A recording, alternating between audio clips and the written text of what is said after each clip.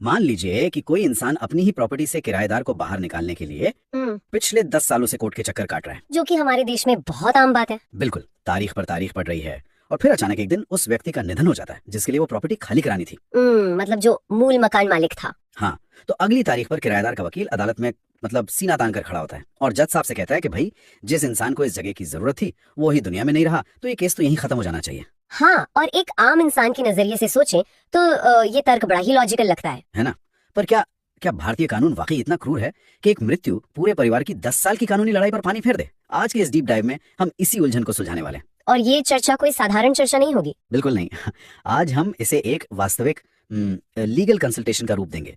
मैं आज एक ऐसे परेशान क्लाइंट की भूमिका में हूँ जिसे अपने पिता के निधन के बाद एक फंसा हुआ एविक्शन बेदखली का मुकदमा विरासत में मिला है। और मैं यहाँ एक प्रोफेशनल एडवोकेट की हैसियत से हूँ जो इस कानूनी भूल भुलैया के नियम समझाऊंगी। हम सिर्फ कानून की धाराएं नहीं पढ़ेंगे बल्कि अदालत के कमरों में जो मनोवैज्ञानिक लड़ाइयाँ लड़ी जाती है ना, उन्हें भी डिकोड करेंगे। तो आज हमारे पास जो सोर्स मटेरियल है वो एक बेहद अहम केस है जी। 2026 का सुप्रीम कोर्ट का जजमेंट विनय रघुनाथ देशमुख बनाम नटवरलाल श्यामजी गाड़ा।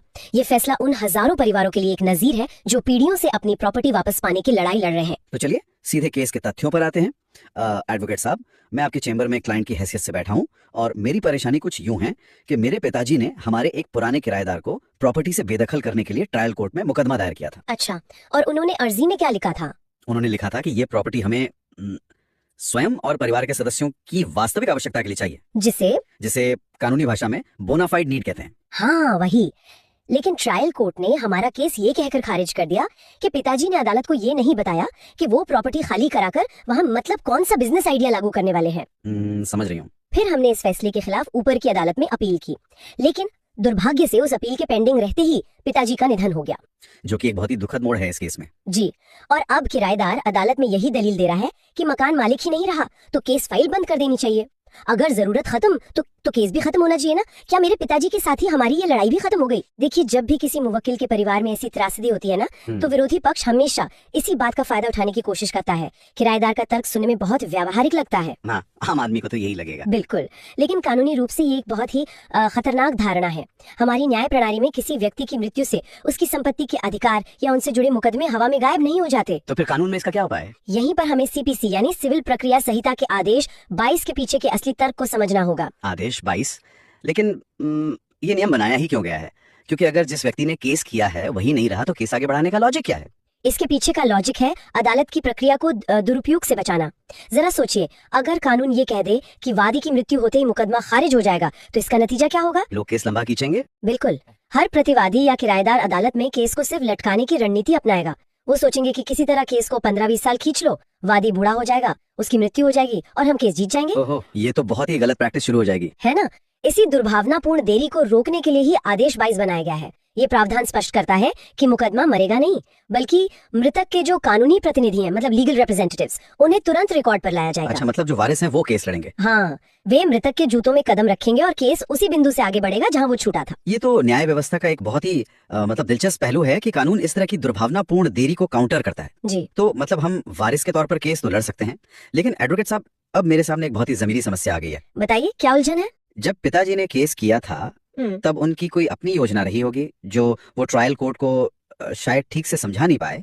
लेकिन अब असलियत ये है कि मैं एक डॉक्टर हूँ और मुझे उस प्रॉपर्टी में अपना एक मेडिकल क्लिनिक खोलना है। अच्छा। और साथ ही मेरी माँ एक वकील है, तो उन्हें उस प्रॉपर्टी के एक हिस्से में अपना एडवोकेट चेंबर बनाना है। मेरी चिंता यह है कि अगर मैं अब इस अपील के बीच में अदालत को अपनी ये नई जरूरतें बताता हूँ तो क्या कोर्ट ये नहीं कहेगा कि मैं पुरानी कहानी को बदल रहा हूँ, कि आप एक नया केस खड़ा कर रहे हैं? हाँ, किराएदार तो यही कहेगा ना कि हम गोल पोस्ट बदल रहे हैं, पहले कुछ और कह रहे थे, अब क्लिनिक और चेंबर की बात कर रहे हैं। आपकी ये चिंता बहुत जायज है और मैं बता दूं कि किराएदार का वकील निश्चित रूप से अदालत में यही दलील देगा। लेकिन यही हमें किराया नियंत्रण कानूनों की उस बारीक लाइन को समझना होगा जो व्यक्तिगत जरूरत और परिवार की जरूरत के बीच खींची गई है। वो कैसे काम करती हैं? देखिए, भारत के अलग अलग राज्यों में रेंट कंट्रोल एक्ट होते हैं। उदाहरण के लिए महाराष्ट्र रेंट कंट्रोल एक्ट की धारा 16(1)G ये कहती है कि मकान मालिक प्रॉपर्टी वापस ले सकता है अगर उसे स्वयं या अपने परिवार के किसी सदस्य के लिए उसकी उचित आवश्यकता हो। अच्छा, तो परिवार के सदस्य भी शामिल हैं? बिल्कुल। और आपके मामले में सबसे बड़ा टर्निंग पॉइंट ये है कि आपके पिताजी ने शुरुआत में ही अपने वाद पत्र में जो ओरिजिनल अर्जी थी उसमें स्पष्ट रूप से स्वयं और परिवार शब्द का इस्तेमाल किया था। रुकावट के लिए माफ कीजिएगा एडवोकेट साहब, लेकिन अगर पिताजी ने परिवार लिखा भी था तो क्या कानून एक जनरल बिजनेस आइडिया और मेरी इस एकदम विशिष्ट मेडिकल क्लिनिक वाली बात को एक ही नजर से देखता है? हाँ, ये एक अच्छा सवाल है। क्या ये माना जाएगा कि मैं उसी पुरानी बात को कह रहा हूँ? यहीं पर सीपीसी का एक और बहुत शक्तिशाली हथियार काम आता है, जिसे कहते हैं आदेश 6 नियम 17। ये वाद पत्र में संशोधन यानी अमेंडमेंट ऑफ प्लीडिंग्स की अनुमति देता है। मतलब हम अपनी अर्जी बदल सकते हैं? पूरी तरह से बदलना नहीं, बल्कि उसमें अपडेट करना। अदालतें जानती हैं कि जब मुकदमे सालों चलते हैं तो परिस्थितियां बदलती हैं।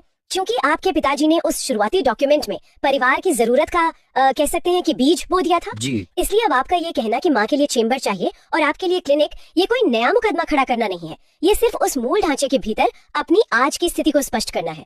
अपीलीय अदालत ने आपके मामले में इसी आधार पर आपको अपने अर्जी में अमेंडमेंट करने की इजाजत दे दी। तो अदालत ने देखा कि हमारा बेसिक नेचर या मूल स्वरूप केस का वो नहीं बदल रहा है। बिल्कुल सही। अगर मैं इसे अपने नजरिए से देखूं तो ये कुछ ऐसा है कि हमने कोई नई जमीन नहीं खरीदी है। जो बुनियाद यानी जो परिवार की आवश्यकता पिताजी ने कोर्ट में रखी थी, हम बस उसी बुनियाद पर अपनी आज की जरूरतों की एक नई मंजिल खड़ी कर रहे हैं। अरे वाह, ये कानूनी स्थिति को देखने का मतलब एक बहुत ही शानदार नजरिया है। अदालतें भी असल में इसी बुनियाद को चेक करती हैं। अच्छा। हाँ, सोचिए, अगर आपके पिता ने सिर्फ स्वयं के लिए जगह मांगी होती तो आज आपके लिए वो मंजिल खड़ी करना लगभग असंभव हो जाता, क्योंकि तब बुनियाद ही सिर्फ उनके लिए थी। समझ गया। लेकिन अपीलीय अदालत से आपको अमेंडमेंट की इजाजत मिल तो गई, पर जैसा कि आपने पहले कहा था, किराएदार इतनी आसानी से हार नहीं मानने वाला था। बिल्कुल नहीं, वो तो कोई ना कोई नया पैंतरा निकालेगा ही। और उसने निकाला। उसने यहाँ एक बहुत ही आक्रामक और रणनीतिक कदम उठाया। उसने अपीलीय अदालत में आम अपील करने के बजाय सीधे हाईकोर्ट का दरवाजा खटखटाया और भारतीय संविधान के अनुच्छेद 227 का इस्तेमाल किया। संविधान का अनुच्छेद? एक मिनट, किराएदार सीधे हाईकोर्ट कैसे पहुंच गया? पहुंच सकता है। मैंने तो हमेशा सुना है कि रिट याचिकाएं तो राज्य या सरकार के खिलाफ होती हैं। मतलब जब कोई मौलिक अधिकार टूटता है। दो प्राइवेट पार्टियों के छोटे से रेंट डिस्प्यूट में एक किरायादार मकान मालिक के खिलाफ सीधे संविधान का इस्तेमाल कैसे कर रहा है? देखिए, ये एक बहुत ही बारीक कानूनी दांवपेच है जिसका इस्तेमाल अक्सर मामलों को उलझाने के लिए किया जाता है।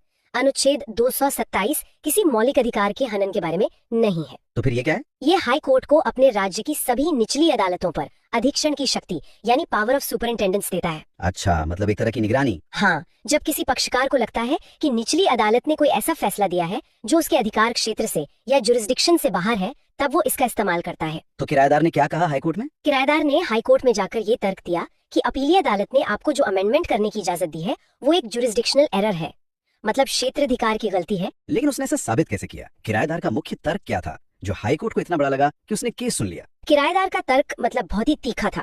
उसने एक सिद्धांत पेश किया जिसे एक्लिप्स्ड नीड कहा जाता है। एक्लिप्स्ड नीड मतलब ग्रहण लग जाना? बिल्कुल। उसने हाईकोर्ट के जजों से कहा कि माय लॉर्ड, जब मूल मकान मालिक की मृत्यु हो गई तो उसकी जो भी जरूरत थी उसे ग्रहण लग गया है। वो जरूरत अब शून्य हो चुकी है। और अब अगर वारिसों को एक नया क्लिनिक या चेंबर जोड़ने की अनुमति दी जाती है तो ये पुरानी बुनियाद पर नई मंजिल बनाना नहीं है, बल्कि एक बिल्कुल नई इमारत खड़ी करना है जो ओरिजिनल केस से पूरी तरह असंगत है। और हाईकोर्ट ने क्या कहा? यहाँ सबसे बड़ा झटका लगा। हाईकोर्ट ने किराएदार के स्तर को स्वीकार कर लिया। क्या हाईकोर्ट ने किराएदार की बात मान ली? हाँ, हाईकोर्ट ने अपीलीय अदालत का वो आदेश रद्द कर दिया जिसने आपको संशोधन की अनुमति दी थी। इसका मतलब तो यही हुआ कि मेरा क्लिनिक और मेरी माँ का चेंबर बनाने का सपना वहीं टूट गया। उस वक्त तो ऐसा ही लग रहा था। एडवोकेट साहब, अगर ऐसा है तो क्या हमारा कानून जमीनी हकीकत से इतना कटा हुआ है? मतलब अदालतें खुद केस को 10-15 साल खींचती हैं और फिर जब उस दौरान परिस्थितियां स्वाभाविक रूप से बदल जाती हैं तो हाईकोर्ट कहता है कि आप उसे अपडेट नहीं कर सकते। ये तो सिस्टम की बहुत बड़ी विफलता लगती है। आपका ये आक्रोश बिल्कुल स्वाभाविक है और ये हमारी न्याय प्रणाली की उस पुरानी सोच पर सवाल उठाता है जहां अदालतें अक्सर तकनीकी नियमों को न्याय के ऊपर रख देती हैं। तो फिर इसके बाद क्या हुआ? हाईकोर्ट के इस आदेश के बाद ऐसा लगा जैसे मामला पूरी तरह खत्म हो गया। लेकिन ये वो बिंदु था जहां न्याय की अंतिम उम्मीद यानी देश की सर्वोच्च अदालत सुप्रीम कोर्ट तस्वीर में आती है। अच्छा, मतलब कि सुप्रीम कोर्ट गया? जी। हाईकोर्ट के इस झटके के बाद मामला पहुंचा जस्टिस JK माहेश्वरी और जस्टिस अतुल S चंदूरकर की बेंच के सामने। हम बात कर रहे हैं उसी ऐतिहासिक फैसले की, विनय रघुनाथ देशमुख बनाम नटवर लाल श्यामजी गाणा। और राहत की बात यह है कि सुप्रीम कोर्ट ने हाई कोर्ट के उस फैसले को पूरी तरह से पलट दिया। सुप्रीम कोर्ट ने हाई कोर्ट को गलत ठहराया? बिल्कुल। लेकिन सुप्रीम कोर्ट ने केस की फाइल में ऐसा क्या देखा जो हाई कोर्ट देखने से चूक गया था? सुप्रीम कोर्ट ने यहाँ एक ऐसे सिद्धांत को लागू किया जो कानून को जमीनी हकीकत से जोड़ता है।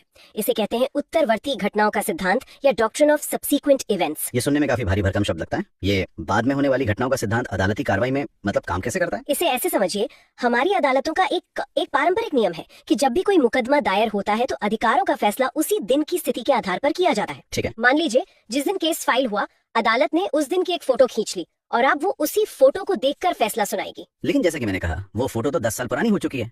उस तस्वीर में जो इंसान खड़ा था वो अब है ही नहीं। बस यही सुप्रीम कोर्ट का मुख्य तर्क था। सुप्रीम कोर्ट ने 1975 के एक बहुत ही प्रतिष्ठित केस पसुपुलेटी वेंकटेश्वर केस का हवाला दिया। अच्छा, ये कोई पुराना प्रेसिडेंट था। हाँ, उस पुराने फैसले में ये स्पष्ट किया गया था कि अदालतें अपनी आंखें बंद करके एक पुरानी तस्वीर से चिपकी नहीं रह सकती।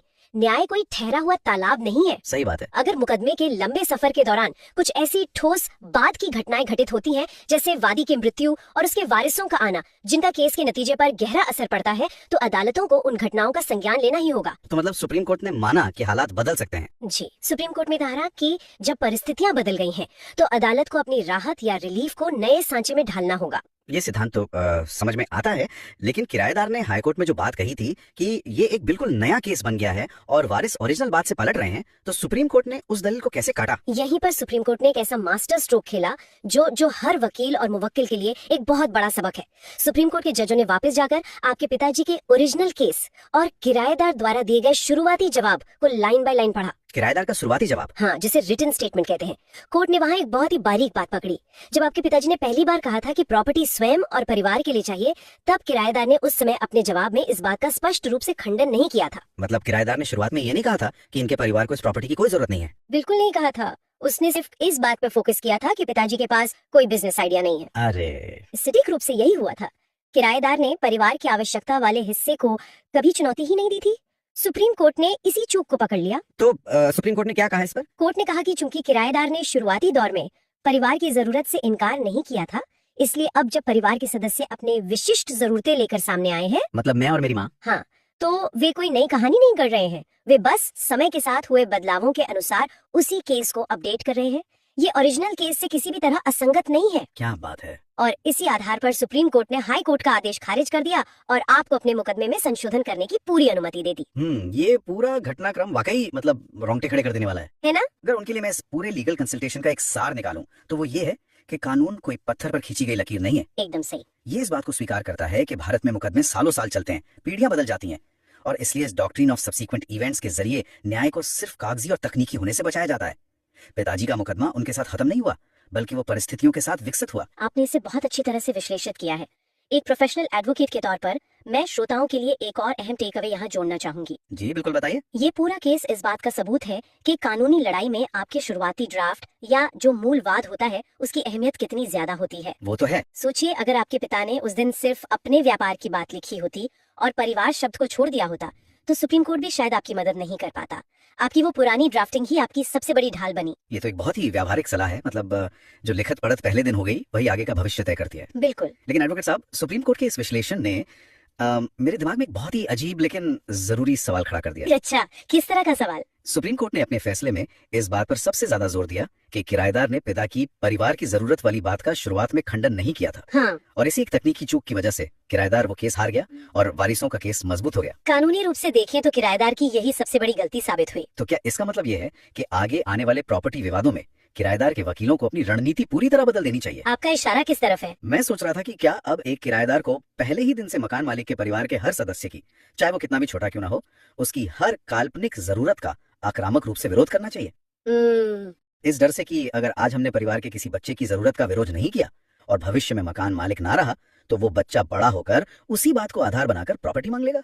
ये तो एक बहुत ही गहरा सवाल है ना? क्या हम अनजाने में अदालतों में बेवजह की आक्रामकता और कागजी लड़ाइयों को बढ़ावा नहीं दे रहे, जहां हर पक्षकार को हर संभव भविष्य की कल्पना करके उसका पहले से ही खंडन करना पड़ेगा? ये तो सच में एक डिबेट का विषय बन सकता है। बिल्कुल। क्या कानून का ये लचीलापन एक नई तरह की कानूनी पैंतरेबाजी को जन्म दे रहा है? खैर, इस सवाल का जवाब शायद आने वाले समय के जो नए मुकदमे आएंगे वही देंगे। हाँ, कानून हमेशा इवॉल्व होता रहता है। सही कहा। आज के लिए इस उलझे हुए केस को इतनी स्पष्टता से समझाने के लिए आपका बहुत बहुत शुक्रिया। मुझे भी इस चर्चा में जुड़कर बहुत अच्छा लगा।